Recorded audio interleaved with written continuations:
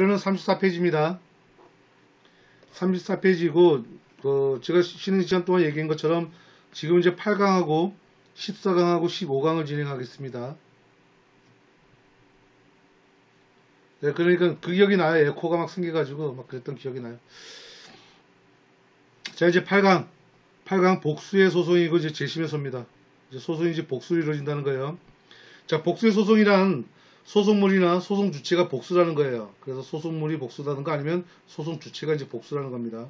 그래서 소송물이 복수인 경우에는 청구의 병합이라든가 소의 변경 또는 이제 중간 확인해소 아니면 이제 반소는 이제 원래 소와 반소가 이제 두 개가 이루어지는 거죠. 이럴 때는 다 복수로 봐야 되는 거예요. 그래서 이제 복수 주체가 이제 소송 주체가 이제 복수인 경우는 소송 당사자에서 공동소송과 이제 참가자 또는 당사자가 이제 변경됐을 때, 그럴 때는 이제 소송 주체가 이제 복수가 됩니다. 복수의 소송물은 원고 피고가 한 사람씩이고, 소송물만 복수인 경우도 있고, 당사자가 복수인 경우 때문에 자연스럽게 소송물도 이제 복수가 되는 경우도 있다. 그래서 이제 복수 소송에 대한 형태는 소송 개시부터 복수인 경우도 있고 중간에 소송 계속 중에 이제 후발적으로 이제 복수가 되는 경우가 있습니다. 우리가 소송 중간에 여기서 얘기했던 이제 참가자가 이제 중간에 들어오는 경우도 있어요. 그럴 때는 이제 복수 당사자가 되는 거예요. 청구 또는 소송물에 대한 이제 복수를 보면 청구의 변경 또는 이제 소의 객관적인 변경을 보면 원고가 여러 개의 청구를 하나의 소로서 제기하는 경우 이때는 이제 청구의 변경으로 보고요. 그리고 이제 청구의 병합으로 보고요. 청구의 변경은 소의 변경으로서 최초의 소에 의해서 개시되는 소송 절차를 이용해서 이제 원고가 소송 계속 중에 청구의 취지나 원인을 이제 바꿉니다. 그래서 동일한 피고에 대해서 심판의 대상 소송물을 이제 변경하는 겁니다. 이제 반소는 피고가 소송 계속 중에 그 소송 절차를 이용해서 원고에 대해서 소를 제기합니다. 그러면 이제 서로 원고 피고가 바뀌는 거죠. 그때는 이제 반소로 갑니다. 반소. 그럼 이제 중간 확인해소는 소송 진행 중에 쟁점이 되는 이제 법률 관계에서 정부의 확인을 위해 가지고 그 소송 절차에 대한 병합으로 따로 제기하는 소, 이때는 이제 중간 확인해소입니다. 이제 청구의 병합은 소의 객관적인 병합으로서 원고가 여러 개의 청구를 하나의 소로서 제기하는 것, 이걸 이제 청구의 병합이라고 보고요. 여러 개의 소송상 청구를 하면서 하나의 소를 제기함으로써 이제 하나의 절차를 이제 심리를 합니다. 그리고 이제 청구의 소가 객관적인 측면으로서 청구의 병합을 소의 객관적 병합이라고 한다. 자, 청구의 병합을 인정하려면 기형에 발생하는 당사자들 사이에 법적 분쟁을 하나의 절차로 해결할 수 있어서 소송 경제성을 기하할 수도 있고, 병합되는 청구의 사이에 서로가 일정한 관계가 있으면 하나의 절차로 심판해서 서로 모순된 재판이 나오는 것을 방지하는, 그럴 때 이제 이런 청구의 병합을 인정해 주는 겁니다. 그리고 청구의 병합에서 단순 병합이에요. 원고가 하나의 청구를 병합해서 한 청구에 대해서 다른 청구와 아무런 관계없이 무조건적으로 재판을 구하는 그런 모습의 병합을 단순 병합으로 봅니다. 병합된 한 청구에 대해서 재판 결과가 다른 청구에 아무런 영향을 주지 않는 것이 일반적이고, 단순 병합 중에서는 병합된 청구가 서로 일정한 관계가 있는 경우에 발생합니다. 예를 들어서 소유권 확인의 청구와 소유권에 기한 목적물 인도 청구가 병합되거나, 매매계약 무효 확인의 청구와 인도 목적물에 반한 청구의 병합인 경우에 뒤의 청구들은 다 앞의 청구를 인용하는 경우에 전체인 것으로 보기 때문에 이럴 때는 단순 병합으로 봅니다. 청구의 병합은 이번에 선택적 병합이에요. 양립할 수 있는 여러 개의 청구를 병합해서 그중 어느 하나라도 인용되면 원고가 만족하겠다는 모습의 병합이에요. 자, 원고가 병합된 여러 개의 청구 사이에 심판의 순서를 정하지 않고 어느 한 청구가 인용되는 것을 해제 조건으로 여러 개의 청구하여 이를 병합하는 것. 거기에다 해제 조건에다 좀 체크해 주세요. 주로 경제적으로 동일한 목적을 가진 양립에 가능한 여러 개의 청구를 병합할 때 발생하고, 예를 들어서 동일한 인도를 소유권과 점유권에 의해서 청구하는 경우에 손해배상 청구를 불법행위와 계약 불이행으로 구할 때, 이럴 때, 또는 이혼소송에서 부정행위와 악의의 유기를 주장하는 경우, 이럴 때는 이제 둘 중에 하나를 이제 받아달라고 하는 그런 얘기예요. 요번에 이제 예비적 병합. 자, 지금 이제 우리가 단순병합하고 단순병합, 선택적 병합, 예비적 병합에서 그 병합에 대해서 종류를 보는 거예요, 지금요. 각 청구가 법률상 양립하지 않고 오히려 서로 배척하는 관계에 있는 경우 제1차적, 주의적에다 체크하시고요. 청구가 인용되지 않는 것을 염려해서 그 인용을 해제 조건으로 체크하세요. 해제 조건으로 제2차 체크하세요. 예비적, 1차 주의적, 2차 예비적 청구에 대해서 이미 심판을 신청하는 경우의 병합, 이럴 때는 예비적 병합으로 봅니다. 병합된 청구 사이에 기초되는 사실관계가 전혀 관계가 없는 경우에 예비적 병합은 원칙적으로 인정될 수 없다. 이게 여기 체크하세요. 사실관계가 전혀 관계가 없는 경우에. 자, A가 B에게 중고차를 팔았습니다. B는 매매계약의 무효를 이유로 매매대금을 지급하지 않았습니다. 그래서 A가 하나의 소절차에서 매매계약의 유효성을 전제로 매매대금의 지급을 청구하거나 매매가 무효로 인정함으로써 이미 인도된 그 자동차의 반환을 청구하는 경우 상반된 거죠, 서로. 하지만 하나는 주의적, 하나는 예비적으로 청구하는 겁니다. 주의적 청구가 인정 안 받으면 예비적 청구라도 인정받아달라는 그런 얘기예요. 그래서 청구 병합에 대한 일반적 요건을 보면 동일 종류에 대한 절차를 보면 병합된 여러 개의 청구가 같은 종류의 절차에서 심판될 수 있고요. 일반 민사사건과 가사사건에서 병합될 수는 없습니다. 체크하세요. 병합될 수 없다 체크하고 일반 민사사건 그리고 가사소송사건 그리고 병합이 가능한 경우는 체크하세요. 이혼 청구, 재산 분할 청구 이때는 또 가능합니다. 공통된 관할권으로서 병합 청구는 수소법원에 관할권을 가지고 있습니다. 자, 청구 병합에 대한 절차는 병합 요건을 먼저 조사해요. 법원은 병합 요건이 구비되어 있는지 직권으로 조사하고 요건이 불비된 경우에는 분리해서 심판하고 불비된 요건이 전속관할 위반일 때에는 관할 법원으로 이송합니다. 위반되어 있는 그 소는 이송해버려요. 그래서 병합 청구에 대한 심리는 이번엔 조사를 했고 이번엔 심리는 병합된 수개의 청구는 동일 절차에 심리하는 것이 원칙이고요. 변론이나 증거조사는 같은 기일에 공통으로 진행하고 여러 개가 얻는 소송 자료는 각 청구에 대한 공통적인 소송 자료를 봅니다. 이 세 개 다 체크해 주세요. 병합 청구의 심리입니다. 기일의 일부 청구에 대해서만 심리하는 본론에 대한 그 제한도 가능합니다. 본론 제한 가능합니다. 이번에 이제 심판. 단순 병합인 경우, 선택적 병합인 경우, 예비적 병합인 경우 어떻게 심판하는지 그걸 보는 거예요. 법원은 더는 이제 단순 병합이에요. 법원은 병합된 청구 모두에게 재판하게 되고요.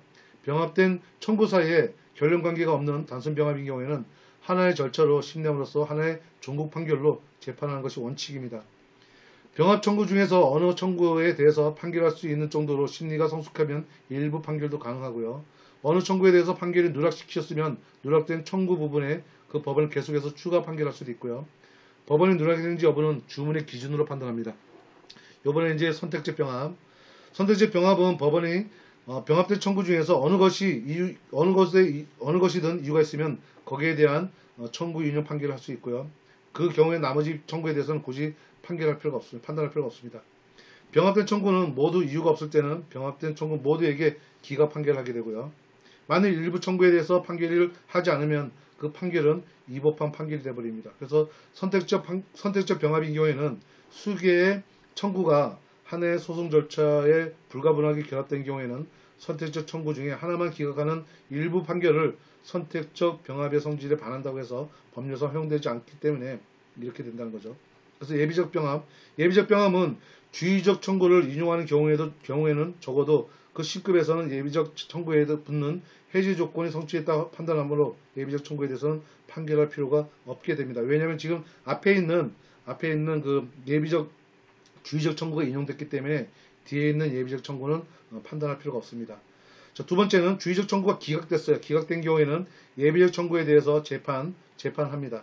이 경우에 예비적 청구를 반드시 인용하는 것은 아니기 때문에 이것을 이유가 없으면 원고의 청구는 모두 기각할 수 있습니다. 하지만 이제 주의적 청구가 인용되면은 그걸로 끝나는 거고요. 주의적 청구가 기각되면은 그 다음에 예비적 청구를 들여다보는 거예요. 청구는 이제 청구의 변경, 소의 법원 또는 당사자 청구, 이제 소송물에 대한 요소물을 하기 때문에 넓은 의미에서는 이러한 요소 가운데 하나의 변경을 하더라도 소의 변경이 되는지에 대해서는 현재 소의 변경은 법원과 당사자의 동일성을 전제로 한 뒤에 재판에 대한 대상이 청구의 변경이 되는 경우에 이때 이제 청구의 변경으로 본다는 겁니다. 자, 예를 들어서 건물의 지번 등 변경과 같은 수의 정정이나 단순한 청구를 이유로 해서 사실의 추가인 공격 방어 방법에 대한 변경이 어느 것도 심판 대상의 동의를 유지하고 있는 점에서는 수의 변경과는 구별되어 다르다는 얘기입니다. 그래서 이제 변경의 형태를 보면 교환적 변경이 있고 추가적 변경이 있는 거고요. 변경의 요건을 보면 소는 변경에 의해서 구청구에 있어서는 절차에서의 신청구의 심판을 하게 되므로 소의 객관적 병합에 대한 일반적 요건을 구비해야 된다는 것이고, 거기서 보면 여러 개의 청구는 같은 종류에 대한 소송 절차에 따르는 경우에 하나의 소로 제기할 수 있다는 것이고요. 다음 요건을 구비하면 피고의 동의가 필요 없이 소를 변경할 수 있다는 거죠. 이거는 이제 피고의 동의를 구할 필요가 없다는 겁니다. 청구의 기초에 변경이 없는 것일 때, 그 다음에 사실심이 계속되고 변론 종결이 전일 것이고, 소송 절차를 현재에 지연시키지 않을 때 또는 청구의 병합에 일반적인 요건을 갖췄을 때는 그때는 피고의 동의 없이도 소를 변경할 수 있다는 겁니다. 피고에게 피해가 가지 않는다는 내용들이에요. 이 내용들이. 자, 청구의 변경의 절차입니다. 처음에 이제 원고가 신청을 해요. 그러고 나서 이제 두 번째 보면 소 변경에 서면 제출을 합니다. 그래서 처음에 이제 신청하는 거는 원고의 신청이 해야 되는 거고, 그리고 법원이 강제할 수 없는 원고의 자유이고요. 서면 제출은 소의 변경은 피고의 방어에 큰 영향을 미치지 않기 때문에 서면을 하는 것이 원칙이고요. 소 변경의 서면에는 소중의 인지를 내야 하지만 청구의 확정이나 추가적 변경에 있어서는 추가본에 대해서만 부족한 부분에서만 인지를 내라는 겁니다. 그리고 이제 변경 심판, 소송 자료를 이용하는 거라든가 신청구에 대한 심판, 이런 걸로서 이제 변경 심판을 심사하는 거고요. 이건 이제 당사자의 복수예요. 다수 당사자의 소송은 다수 당사자라는 거는 당사자가 2명이잖아요. 2명 이상은 3명 이상이에요. 3명 이상이 동시에 또는 일시적으로 절차에 의해서 소송을 하는 겁니다. 동시 또는 일시예요. 여러 사람 사이의 분쟁을 하나의 다수 당사자의 소송으로 해결할 수 있는 것은 당사자에게 편리한 것 이외에 공통에 대한 쟁점에 대해서 통일적인 심판을 할 수 있는 경우 있어서 심판의 모순 저촉을 회피할 때 이때 진행하는 거고요. 원고 또는 피고 측에 대한 2인 이상이 당사자가 공동에 관해서 이제 소송하는 게 이제 공동소송입니다. 당사자 변경은 소송 계속 중에 당사자가 교체되는 경우, 이때는 당사자 변경으로 보고요. 제3자의 소송 참가는 다른 사람 사이에 행해지는 소송에서 제3자가 관여하는 소송에 참가하는 소송이에요. 그래서 제3자의 소송 참가입니다. 자, 이제 공동소송. 공동소송은 하나의 소송 절차에서 당사자의 일방 또는 쌍방 측에서 여러 명의 당사자가 소송을 하는 그런 형태예요. 그래서 공동소송에 있어서는 원고 또는 피고 측에 여러 명이 있게 되는 거고요. 그리고 근본적인 것은 분쟁의 이례적인 해결을 요청하는 거예요. 여러 사람이 있다는 얘기는 한꺼번에 그냥 다 해결해달라는 거고요. 그리고 이제 소송 복잡성 방지를 요청하기 때문에 두 가지 원리에 대한 대립이 존재해야 됩니다. 그리고 이제 주관적 병합이 있어야 되고요. 그리고 이제 이 공동소송에 대한 형성은 원시적 공동형성, 후발적 공동형성 이렇게 나눠져 있는데, 이거는 시기적인 문제이기 때문에 다른 건 아니에요. 읽어봐 주시면 시기적인 얘기들입니다. 자, 우측에 이제 그 요건을, 공동소송에 대한 요건을 보면, 소의 객관적인 병합에 대한 요건을 보면, 청구의 병합에 따르게 되므로 객관적 병합의 요건이 필요하게 되고요. 각자가 청구가 같은 종류의 소송 절차가 처리돼야 하고, 그리고 각자 청구에 대해서 수소법원의 관할권을 가져야 돼요. 같은 성격을 가지고 있어야 됩니다. 그래야지 소송이 되는 거고요. 주관적 병합의 요건을 보면, 여기서 이제 여러 당사자가 하나의 소송 절차에 관해서 관여시키는 경우이기 때문에 각자가 청구 사이에 그러한 공통점으로 심판하는 것을 정당할 만한 관련성이라든가 그런 공통성이 있어야 됩니다. 그럴 때는 이제 주관적 병합 요건을 보는 겁니다. 그럴 때 소송이 가능하다는 거죠. 권리 의무에 대해서 공통이 있어야 됩니다. 그리고 이제 권리 의무 원인에 대해서 공통이 있어야 되고, 권리 의무와 원인이 동종해야 됩니다. 이럴 때는 다 공동소송의 요건이 됩니다. 자, 이제 종류를 보면은 공동소송의 강제 여부에 따라서 공동소송의 종류를 보면 통상 공동소송이 있고, 이제 고유 필수적 공동소송이 있고, 유사 필수적 공동소송이 있으니까 이런 것들은 이제 한 번씩 읽어봐 주세요. 자, 통상 공동소송 이제 하나는 이제 설명합니다. 굵은 것만 볼게요. 통상 공동소송은 판결의 합의 확정이 필요 없는 경우에, 또는 공동소송 사이에 승패가 일률적으로 될 필요가 없고, 공동으로 소송하는 경우에 공동소송이 독립의 원칙이 적용될 때, 이때 통상 공동소송을 하는 겁니다. 자, 이제 넘겨보시면 이제 필수적 공동소송은 판결의 합의 확정이 필요한 공동소송으로 승패를 일률적으로 할 필요가 있을 때, 이때는 이제 필수적 공동소송으로 가고요. 고유 필수적 공동소송은 관계인 모두가 당사자가 되지 않으면 소송이 부적합하게 되기 때문에 공동소송이 법률상 강제되고 또는 승패를 일률적으로 합의 확정이 필요한 공동소송일 때는 고유 필수적 공동소송이라는 걸로 이렇게 구분되어집니다. 유사 필수적 공동소송은 개별적으로 소송을 하여도 무방하나 누군가에 대해서 판결이 내리면 그 소송상의 판결 효력이 다른 제3자에게도 확정하기 때문에 만약 A와 B가 공동으로 소송을 하는 경우에 공동소송인 서로 사이에 승패를 일률적으로 해야 될 그런 공동소송, 이게 필수 유사적 공동소송입니다. 이거에 대한 정의를 여러분들이 좀 이해를 해주셨으면 좋겠어요. 저희 회원이 아닌 사람은 좀 나가시려고, 저희가 기말 시험 때문에 지금 하고 있는 거니까요.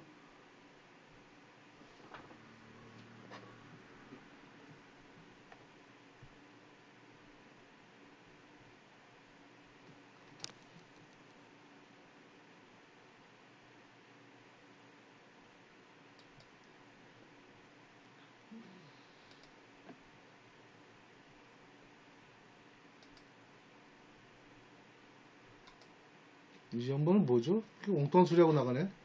소송 중간전에 참가하게 되면 복수 당사자가 되지, 왜 중간에 참가를 했으니까 당사자가 되는 건데 왜 헛소리하고 나갔네. 어디까지 했죠 지금? 통상 공동소송에 대한 심판인가요 이제? 네, 이제 통상 공동소송에 대한 심판입니다.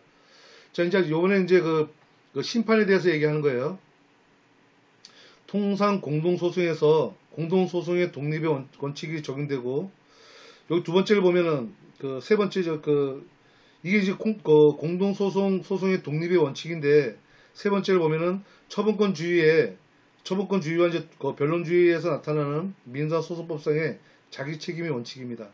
그리고 그런 걸 보면 소송자료에 대한 이제 불통일을 보면 각 공동소송에 대한 소송 행위는 유리 또는 분리를 묻지 않고 원칙적으로 다른 공동소송인에게 영향을 미치지 않는다. 이게 통상 공동소송이에요. 서로 영향을 미치지 않는 게 원칙이에요, 원칙. 예, 그래서 우측에 보면은 공동진행에 대한 불통일 또는 당사자 지위에 대해서 독립되고 재판에 대해서 불통일된다. 이거는 그 의미 자체만 이해해도 충분히 이해할 수 있는 부분이에요. 필수적 공동소송에 대한 이제 심판을 보면 소송 자료에 대해 이제 통일되죠, 이거는. 그래서 상대방에 대한 소송행위에 대해서 한 사람에 대해서 행한 상대방의 소송행위는 공동소송인의 모두에 대해서 분리 유리를 묻지 않고 효력이 발생한다. 이게 필수 공동소송이고요. 소송 진행에 대한 통일을 보면은 한 사람에 대해서 중단 또는 중지 사유를 발생하면 공동소송 모두 절차가 정지된다는 게 특징이에요. 이것도 좀 체크해 주시고요. 당사자가 이제 변경합니다. 당사자 변경. 일반적으로 당사자 변경은 소송 계속 중에 제3자가 종래의 당사자와 함께 당사자가 이제 추가되거나 또는 종래 당사자 대신에 당사자가 교체되는 새로운 당사자가 되는 것을 의미하는데, 그 가운데 당사자의 임의적 당사자 변경은 실체 관계의 변동이 없음에도 불구하고 당사자의 의사에 따라서 절차상 당사자를 바꿀 수 있다는 것. 그 의사가 당사자의 의사에 따라입니다. 이거 체크해 주세요. 당사자의 의사에 따라서. 자, 임의적 당사자 변경.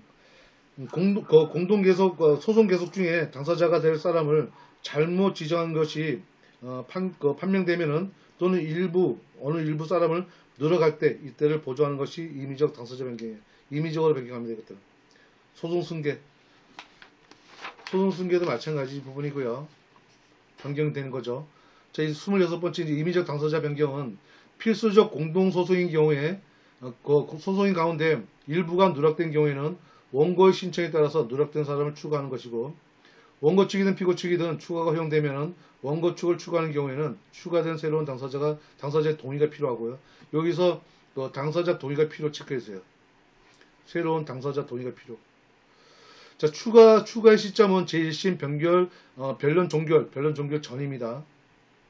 허용이 결정이 되면 처음 소가 제기된 때 추가된 새로운 당사자 사이에 소가 제기된 것으로 봅니다. 효력은 그대로 가져가는 거예요. 소송 승계, 당연 승계하고 이제 당연 승계를 보면은 법률상은 뭐 당연한 당사자가 지위를 승계한다는 거고요. 자, 제3자에 대한 소송 참가는 제3자의 소송 참가는 소송 밖에 제3자가 현재 소송 계속 중인 다른 사람 사이에 소송을 가입하는 겁니다. 가입하는 이때 이제 그걸 참가한다 그래서 소송 참가라 그럽니다. 일반적으로 소는 이미 계속 중에 소송과는 관계없이 새롭게 제기되어 절차가 개시되는 것이 원칙이지만 계속 중에 소송 결과에 일정한 이해가 있는 제3자를 위해서는 소송에 참가하는 길이 열려 있는 것을 분쟁의 이례적 또는 통일적 해결을 위해서 그 의미가 있다. 이건 경제적인 측면에서 그 의미가 있는 거예요. 그래서 그렇게 참가하는 것이 보조 참가 또는 공동 소송적 보조 참가 또는 독립 당사자 참가 또는 공동 소속 참가 이렇게 해서 이제 다 참가에 들어가는 겁니다. 이런 것들이 다. 이제 보조 참가. 보조 참가는 다른 사람의 소송 계속 중에 소송 결과에 이해관계가 있는 제3자가 당사자의 한쪽 승소를 보조하기 위해서 참가하는 걸 보조 참가라고 합니다.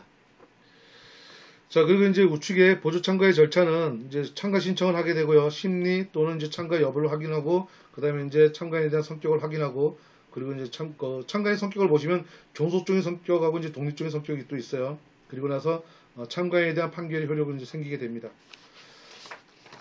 자, 넘겨져 보시면은 독립 당사자에 대한 참가는 다른 사람 사이에 소송 계속에 대한 제3자가 새롭게 독립한 당사자로 소송 절차에 가입하는 제도예요. 그 의미 자체입니다. 그리고 그 요건은 독립 당사자 참가는 일반적인 소송 요건에서 소의 객관적 병합을 요건으로 가지고 있고요. 다른 사람 사이에 소송이 계속돼야 되고 참가 이유가 있어야 되고 참가의 취지 계속 중에 소송에 대한 원피고에 대한 양쪽 또는 한쪽에 대해서 자기 청구에 대한 심판을 구할 수 있을 때 이럴 때는 독립해서 이 사건하고 전혀 관계가 없는 사람인 거예요.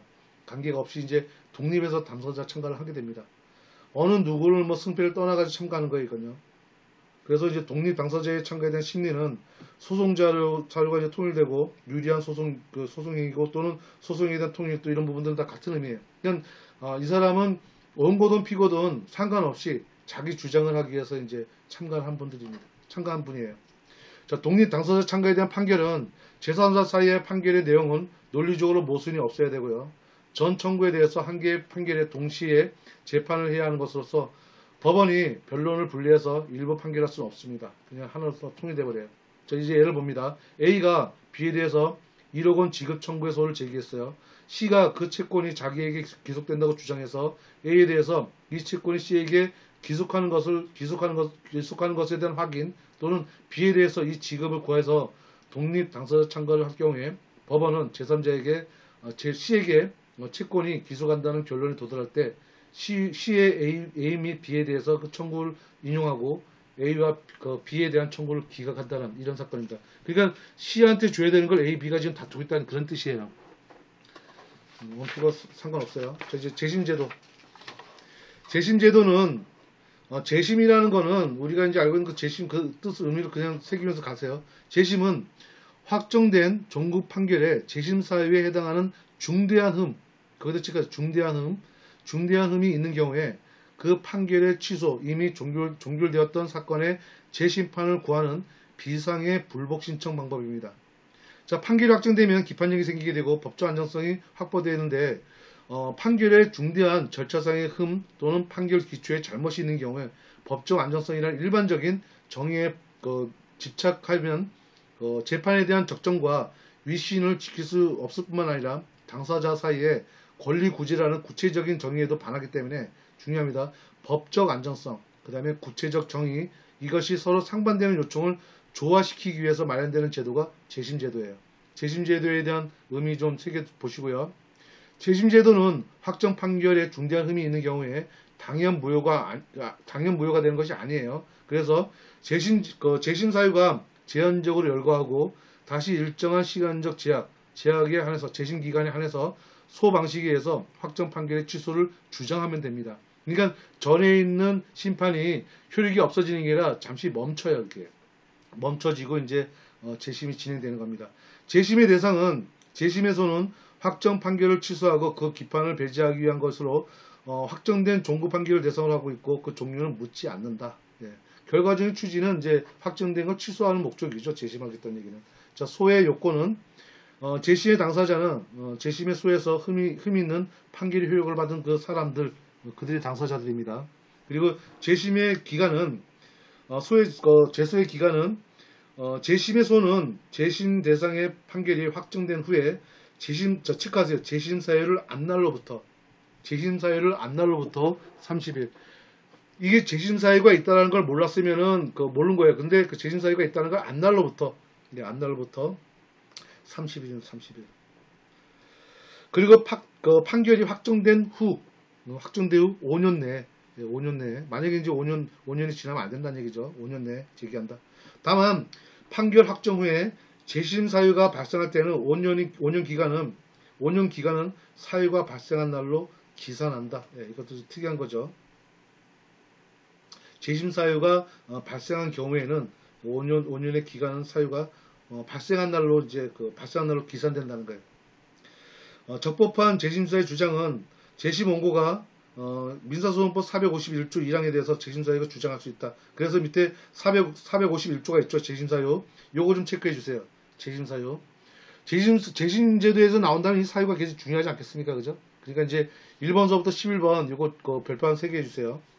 법률에 따르는 판결 법원이 구성되어 있지 않았을 때, 법률상 그 재판에 관여할 수 없는 법관이 관여했을 때, 법정 대리인, 소송 대리인 또는 대리인이 소송 일을 하는데 필요한 권한에 대한 수요의 흠결이 있을 때, 흠이 있을 때, 그리고 재판에 관해서 법관이 그 사건에 대해서 직무에 관한 죄를 범할 때, 형사상 처벌을 받은 다른 사람의 행위로 말미암아 자백을 하였거나 판결에 영향을 미칠 공격과 방어 방법의 제출을 방해했을 때, 판결의 증거가 되는 문서, 그 밖의 문서에 위조가 되거나 변조가 되었을 때, 증인, 감정인, 통역인 등의 거짓 진술 또는 당사자 신문에 따르는 당사자가 법정 대리인의 거짓 진술에 판결의 증거가 되었을 때, 판결의 기초가 되는 민사나 형사의 판결, 그 밖의 재판 또는 행정처분이 다른 재판과 행정처분에 따라 바뀌었을 때, 자, 판결에 영향을 미친 중대한 사유에 관하여 판결을 누락하였을 때, 재심을 제기할 판결 전에 선고한 확정 판결이 어긋났을 때, 자, 마지막입니다. 당사자가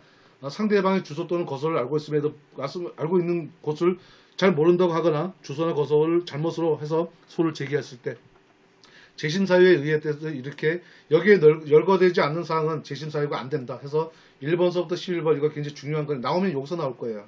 꼭 나오겠죠, 이런 거는. 재심에 대한 보충성 읽어봐 주시고요. 재심에 대한 이제 개관을 봅시다. 절차 개관. 재심 절차는 그 성질에 반하지 않는 한 각 시급에 대해서 소송 절차에 대해서 이제 규정을 준용하게 되고요. 그 다음 재심의 소송 절차는 각 신급에 대한 소송 절차에 관한 규정을 준수하게 되고, 재심의 소는 재심 대상 판결을 한 그 법원의 전속 관할에 속합니다. 그래서 소 제기는 재심의 소도 이제 소장을 제출해서 제기합니다. 그래서 재심 재판에 대한 판결, 재심 청구 취지, 재심 이유, 당사자, 법정 대리인 기재 이런 것도 다 기재해야 됩니다. 재심 심판은 재심의 소에서 우선 재판장이 소장을 심사합니다. 그래서 소가 적법한지, 그리고 재심 사유가 존재하고 있는지, 그리고 본안 심리에 대한 순서에서 진행을 합니다. 자, 이제 종국 판결. 그래서 이제 본안 심리 결과 재심 대상 판결이 이제 부당하다고 판결되면 재심 청구 취지의 한도 내에서 이를 취소하거나 이를 가름해서 판결을 합니다. 취소하는 부분은 재심 대상의 판결을 소급적으로 취소하는 형성 판결에, 그러니까 원심에 소급해서 판결을 효력이 생깁니다. 그래서 형성 판결 체크해 주시고요. 재심 사유가 있어서 재심 대상 판결의 정당한 경우에는 재심 청구를 이제 기각하게 됩니다. 정당한 경우 재심 판결 대상이 정당한 경우에는. 자, 이제 요까지가 이제 8강을 한 거고요. 이제 얘기했던 것처럼 14강으로 넘어갑니다. 14강. 14강은 이제 간이 분쟁 해결 절차예요. 간이 분쟁에서 이제 간이는 대표적인 게 이제 소액사건입니다. 소액사건. 자, 소액사건을 보시면 체크해 소액사건의 가액은 3천만 원 이하 사건입니다. 이때는 소액사건 심판법이 별도로 적용돼요. 그래서 두 번째, 소액사건 심판은 분쟁 금액에 대한 소액이 민사사건을 신속하게 처리하기 위해 재판 절차를 모두 밟지 않고 간이 절차 방식으로 소송을 한다. 그래서 소액사건은 이제 간이 분쟁 사건을 해결합니다. 그 1조 좀 읽어봐 주시고요. 그리고 이제 소액 사건은 뭐 프로테지는 건 뭐 필요 없습니다. 그리고 이제 반가르기 소액사건 심판법에 대한 이제 적용 대상은 3천만 원을 초과하지 않아야 되고요. 금전 기타 대체물 유가증권 일정 수량에 대한 지급을 청구하는 사건을 대상으로 하고 있습니다. 그리고 일반적으로 정식재판을 청구하는 경우에 소액사건 심판법을 적용받아서 간이 또는 신속한 절차를 진행합니다. 작은 액수의 분쟁을 손쉽게 해결하기 위해서 서민들에게 이익을 효율성 있게 보장해주기 위해서 사회적인 요청에 따라서 이제 실시됐고요. 속가라고 하는 것은 이제 소송 목적으로 하는 각 이걸 말하는 겁니다. 자, 주의해야 될 점은 다음에 어느 하나에 해당하는 사건은 소액사건에서 제외됩니다. 예, 그거 좀 별표 좀 해주세요. 요럴 때는 이제 소액사건 해당되지 않아요. 소액 변경으로 소액사건에 해당하지 않을 때, 그럼 이제 소액사건이 아니라는 얘기죠. 두 번째, 당사자의 참가 또는 준거 확인에서 또는 반소 제기, 그 변론에 대한 그 병합으로 인해서 소액사건에 해당하지 않을 때, 이때는 다 병합 심리에 의한 사건, 이럴 때는 다 합의부로 넘어갑니다. 그러니까 이게 여러 가지 합쳐져 가지고 소액에서 3천만 원을 넘어간다든가 아니면은 병합 심리로 한다 할 때, 그때는 이제 합의부로 넘어갑니다. 이제 좀 내용을 좀 봐주시면은 더 별 얘기 없는 것 같고요. 이제 방거로 3에 보면은 그 소액 사건에 대한 분쟁 해결 절차에 대한 특징을 보면은 뭐 이건 별 얘기 없는 것 같아요. 뭐 간단하게 넘어간다는 얘기예요. 내용 보시면은 간단한 겁니다. 자, 넘겨보시면 소액 사건에 대한 특징을 보면 이행 공고 제도가 있어요. 이행 공고 제도. 이행 공고 제도는 소액 사건에 대해서 간이한 해결과 당사자의 법적 출석을 번거로움을 덜기 위해서 변론에 의한 소송 절차의 해부에 앞서서 임의적 전치 절차예요. 그게 이제 이행 공고 제도입니다.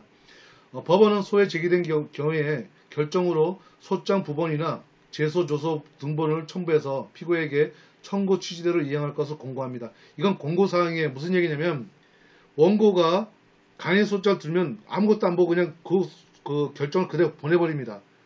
아무것도 보지 않고 보내요. 이게 바로 이행 공고 제도예요.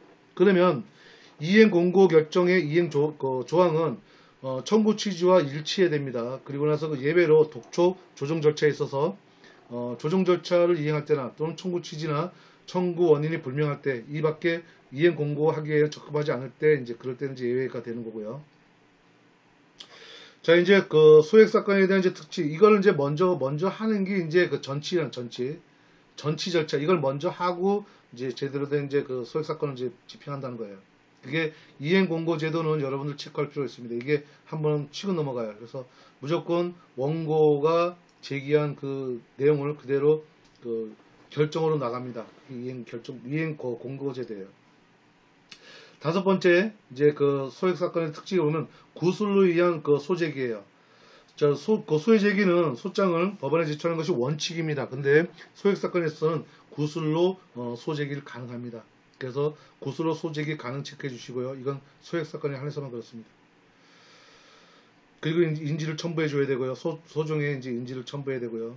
금액은 크지 않아요. 여섯 번째, 이미 출석에 의한 소제기예요. 이미 출석이라는 거는 출석을 해야 되고 출석을 안 하지 않고 이제 이미 출석이에요. 그 이미 출석의 소제기. 일곱 번째, 소액장 소장에 대한 송달과 준비 명령이 있는데 소장이나 제소 조서는 지체 없이 피고에게 송달합니다. 그리고 재판장은 이 송달을 함에 있어서 원고의 주장에 대한 답변 증거 방법과 입증 취지를 명시한 답변서를 명시하라고 이제 그런 규정을 이제 소송 촉진에서 도모하게 되고요. 이러한 최초의 소환장과 준비 명령에 대한 기재사항은 법정되어 있기 때문에 피고가 이 준비 명령에 정한 기간 내에 답변을 제출하지 않을 경우에는 그 제출하는 공격 방어 방법이나 증거 방법은 그 실시하는 공격 방어 방법에 각하하는 경우가 발생할 수 있다. 그 기간 내에 무조건 제출하라는 거예요. 이거는 시간과 경제적을 도모하자는 거거든요. 판례에 관한 이제 특례입니다.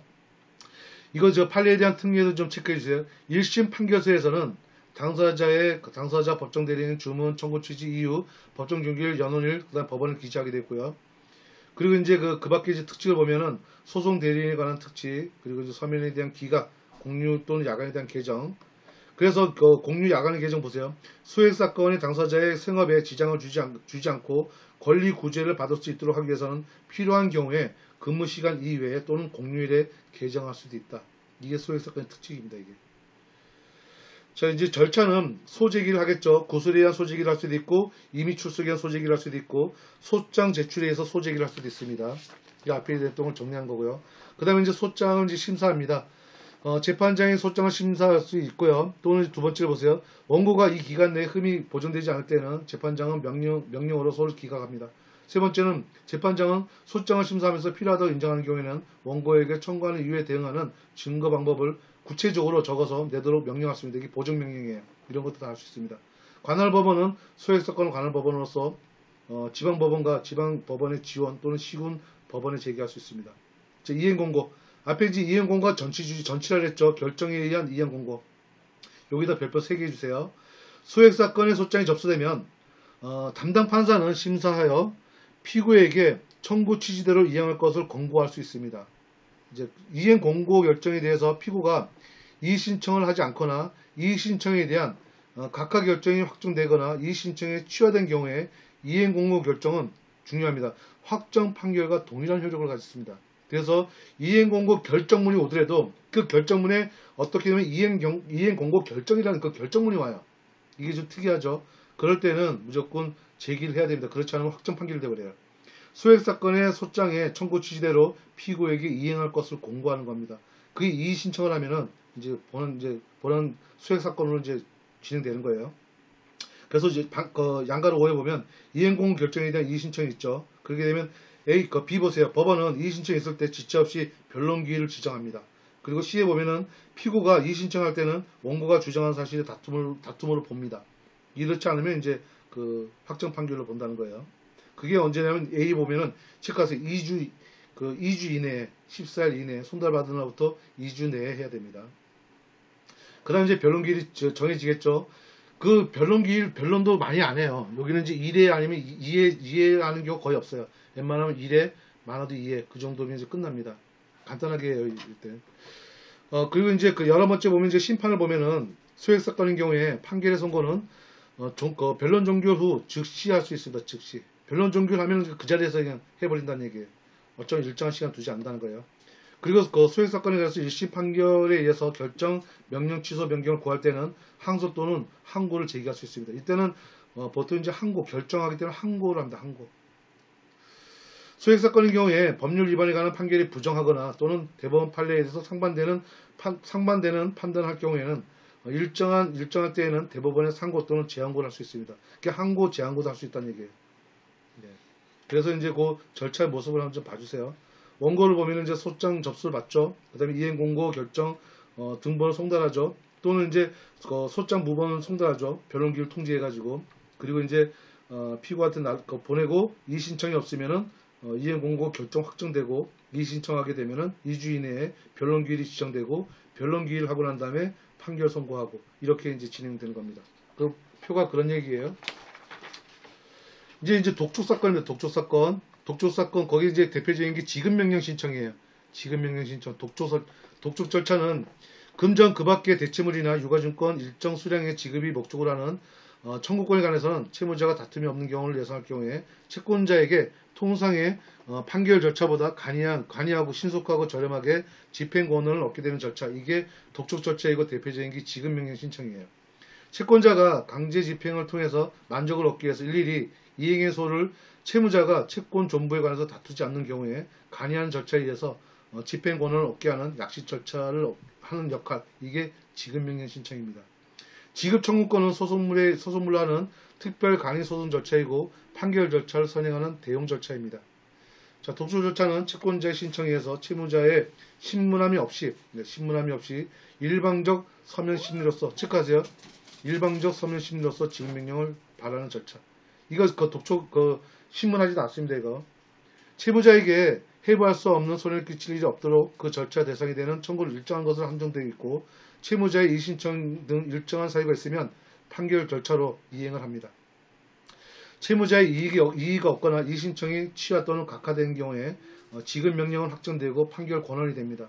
이 판결 권한을 가지고 이제 경매로 가는 거예요. 자, 이제 장점이 있어요. 장점 읽어봐 주시고.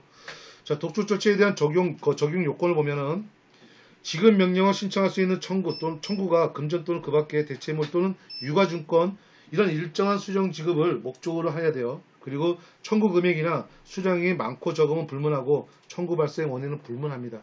그래서 금액이 크더라도 지급명령 신청을 먼저 하는 경우도 있어요. 네, 이거는 이제 그 금액을 불문하기 때문에 그렇습니다. 자, 이제 관할법원은 독촉 절차는 청구 가액에 제한이 없음에도 불구하고 지방법원 단독 판사 또는 시군 판사에 대한 직무 관할을 합니다. 이게 무슨 청구 가액에 대한 제한이 없음에도 불구하고 지급명령 신청은 무조건 단독 판사 또는 시군 판사로 간다는 거예요. 합의부로 안 갑니다. 토지관할 내용 보시고요. 그 채무자, 근무지, 사무소 영업소, 거소지 의무이행지, 어음수표 지급지, 불법행위지 이런 것들은 다 앞에서 나왔던 내용들이니까 확인하시면 됩니다. 독촉 절차는 간이 신속하게 집행권을 얻는 방법이기 때문에 그 활성화를 위해서 존속 관할에 대한 인정 범위를 넓히는 그런 의미가 있습니다. 자, 지급명령 신청은 독촉 절차는 채무자의 지급명령 신청에서 제기되는 거고요. 지급명령 신청에는 그 성질에 어긋나지 않으면 수에 관한 규정을 그대로 준용하고 있고, 신청은 관할법원에 서면 또는 구술로 하게 되어 있고요. 신청서는 당사자 법정대리인 청구의 특징을 위한 청구 취지 원인 이걸 표시해 주면 됩니다. 여러 개의 청구나 여러 명의 채무자에 관해서 채권자는 병합해서 지급명령을 신청할 때는 청구의 병합에 준하고 소송 가액 소송물 가액은 그 청구의 합산액으로 하고 있습니다.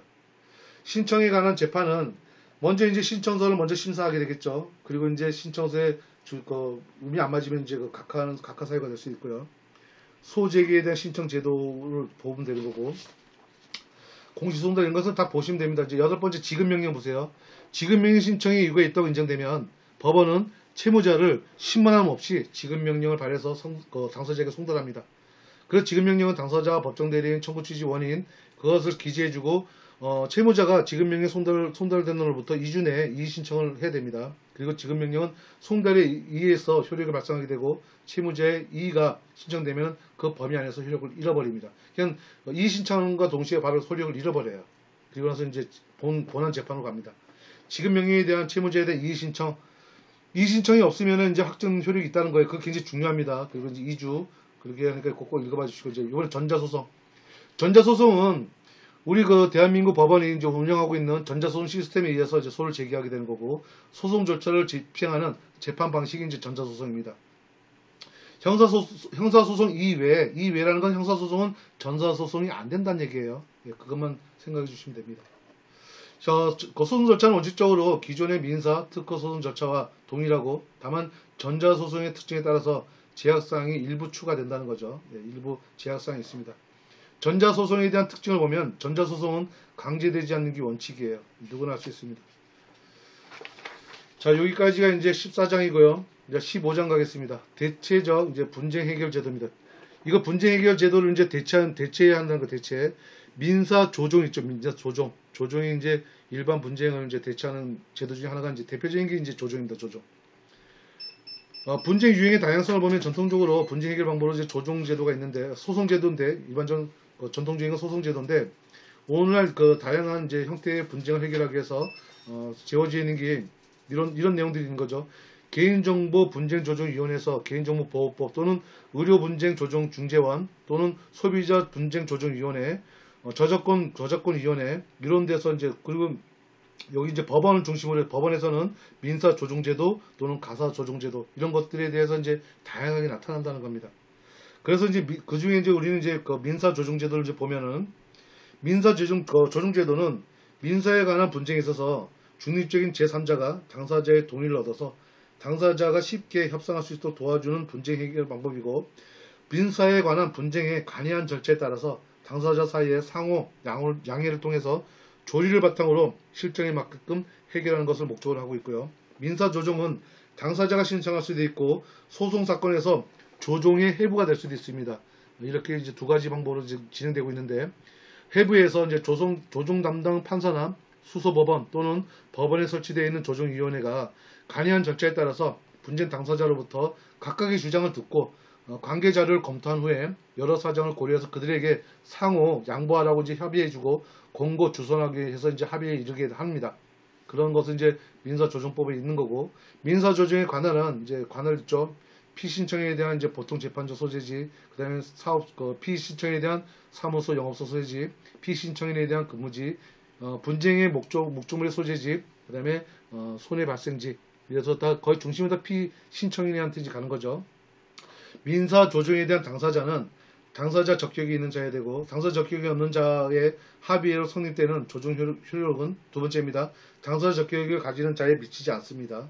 그리고 조정 신청을 한 사건에서는 조정 신청인과 피신청인의 호칭, 이때부터 이제 조정 신청인, 조정 피신청인 이렇게 호칭이 바뀌어버려요. 원고 피고란 말 안 씁니다. 그리고 조정이 해부가 된 사건에서는 원고 피고로 호칭이 또 달라집니다. 그래서 조정 신청을 한 사건과 조정이 해부되는 사건, 이 두 개를 구분해 주세요.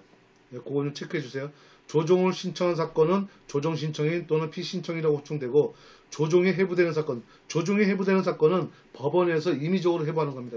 그래서 원고 피고라고 호칭합니다. 민사 조정에 대한 이제 대리가 있는데, 조정 절차에서 대리인으로 될 수 있는 자에 대한 그 자격에 제한이 없고요. 이런 거 보면 이제 조정 담당 판사 또는 상임 조정위원 또는 조정자의 허가를 받아서 변호사가 아닌 자가 이제 대리가 가능합니다. 일정한 요건을 갖춰야 돼요. 요건을 갖춘 보통 이제 뭐 5년, 10년 이런 경력을 가지고 있는 사람들이 이제 대리를 합니다. 소액 사건, 당사자의 배우자, 직계혈족, 형제자매는 조정 담당 판사, 상임 조정위원 또는 조정장의 허가 없이도 조정 사건의 대리인이 가능합니다. 이거는 소액 사건의 하나입니다. 소액 사건의 하나. 그거 체크해줘. 소액 사건에 한해서. 소액 사건에 한해서는 이런 자들도 참여할 수 있다는 얘기예요. 그건 이제 허가 없이 참여할 수 있다는 얘기입니다. 소액 사건에 때는. 민사 조정에 대한 신청. 당사자는 민사 조정을 서면 또는 구수로 신청하고, 수소법원은 항소심 판결 선고 전까지 소송이 계속 중인 사건의 결정으로서 조정이 해부합니다. 이때 조정이 해부한다 했죠. 그 조정이 해부가 바로 위에 얘기했던 원고 피고 요청은 그대로 쓴다는 얘기예요. 조정 사건은 조정 담당 판사가 처리합니다. 그래서 조정 담당 판사 스스로 조정을 합니다. 그리고 넘겨보시면 상임조정위원 또는 이제 조정위원회 통해서 이제 조정을 하게 되고, 다툼이 있는 사건일 때는 그렇고요. 법원은 특별한 사정이 없는 한 소송이 계속 중인 사건을 조정이 해부합니다. 자, 이제 성립하는 경우에는 이제 조정은 당사자 사이의 합의의 사건 사항으로서 조정에 제기함으로써 이제 성립이 되고요. 그 조정하게 되면 조정 서면이라 해서 따로 거기다가 서면을 이제 작성을 합니다. 그게 기재한다고 그런 뜻이에요. 조정이 성립되고 나면 조정조서나 정본을 당사자에게 송달합니다. 그래서 조정은 재판상의 하위와 동일한 이제 효력을 가져요. 그 권한이 있다는 얘기예요. 재판 권한이 있다는 얘기예요. 재판상의 하위는 집행 권한이 있다는 얘기였어요. 이전에 다툼이 있는 법률관계에 바탕으로 해서 권리 의무 관계는 소멸하게 되고, 조정의 내용에 따라서 새로운 권리 의무 관계가 이제 성립하게 됩니다. 소송이 계속 중인 사건을 조정이 해부해서 조정이 성립하거나 조정을 가름하는 결정이 확정될 때에는 조정의 치하가 있는 것으로 봐서 이 경우에는 이제 조정 담당 판사는 그 취지를 수소법원에 지체 없이 통지합니다. 이게 이제 소위 치하가 있는 경우를 이제 보는 거예요. 이제 자, 불성립합니다. 이제 조정을 가름하는 불성립 체크하고 조정을 가름하는 결정. 이게 지금 뭐냐면 조정이 성립되지 않았다는 얘기예요. 그게 특징이에요. 조정을 가름하는 결정 이렇게 나옵니다. 그러면 이제 성립하지 않았다 이런 얘기예요. 자, 밑에 지금 9번에 보면 조정을 가름하는 결정에 대한 이의신청을 보세요. 조정을 가름하는 결정에 대해서 이의신청 가능하고요. 조정을 가름하는 결정의 내용은 조서에 기재한 내용에서 당사자가 조정 종본의 송달 날로부터 2주 이내에 이의신청을 할 수 있습니다. 그래서 조정 종본 송달 전에는 이의신청도 가능합니다. 이건 이미 조정을 가름한다고 이미 나왔기 때문에 이걸 가지고 바로 가서 이의신청해 버릴 수도 있어요. 내가 송달 안 받은 데도 불구하고. 이의신청에 있어서 조정 담당 판사는 이의신청에 적합하지 아니하다고 인정할 때는 그 결정으로서 이의신청을 각하할 수도 있습니다. 이건 강제성이 있는 거예요. 그래서 수소법원 결정에서 이를 각하할 수도 있다. 조정 결정에서 소송을 이송하는 경우가 있죠. 이의신청을 하게 되면 이제 이송하게 되는 거죠. 예, 그렇게 보시면 됩니다. 자, 이제 그 가사조정제도. 가사조정제도는 이건 이제 가사사건에 대한 조정제도예요, 이게. 예.